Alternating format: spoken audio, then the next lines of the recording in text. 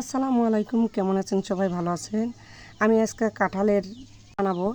কাঁঠালের পিঠা বানাবো। এই যে কিভাবে বানাই দেখো। আমি কাঁঠাল পাড়ে নিছি গাছ থেকে, নিয়ে যে একটা কড়াই বসে দিছি, কড়াইয়ের মধ্যে তেল দিছি, তেল দিয়ে এই যে এখন আমি দেব। তেলটা একটু গরম হোক, গরম হওয়ার জন্য আমি দিছি।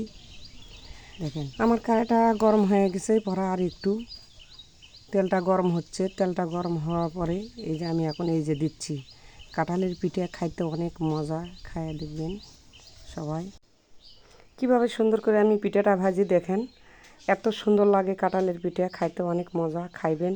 কাঁঠালের রসগুলো আমি চিপে নিছি, তোমাদেরকে ভিডিওতে দেখাইনি কিভাবে আমি ভাজি। এই যে দেখেন এত স্বাদ লাগছে, যে এত মজা লাগছে, মুখে যেন লাগে আছে। এই কাঁঠালের সময় পিঠে না খাইলে কি হয়? কাঁঠাল খায়া এই যে বিচিটা আলাদা করে রাখছি, বিচিটারও পেঁয়াজু বানানো যায়, আমি একদিন বানিয়ে তোমাদেরকে দেখাবো। এই যে দেখেন এত সুন্দর হয়েছে, মানে খাইতে অনেক মজা। দেখেন খায়া দেখবেন সবাই।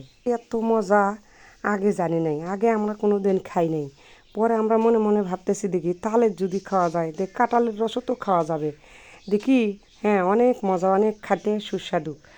খায়া দেখবেন আপনারা সবাই বাসায় এভাবে। কাঁঠাল নষ্ট করবেন না, কাঁঠাল যেগুলো পাকবে সবগুলো চালুনে করে চাইলে এই যে এতে থুইবেন, বোতলে করে ফ্রিজে রাখবেন, না পলিথিন কাগজ করে ফ্রিজে রাখবেন।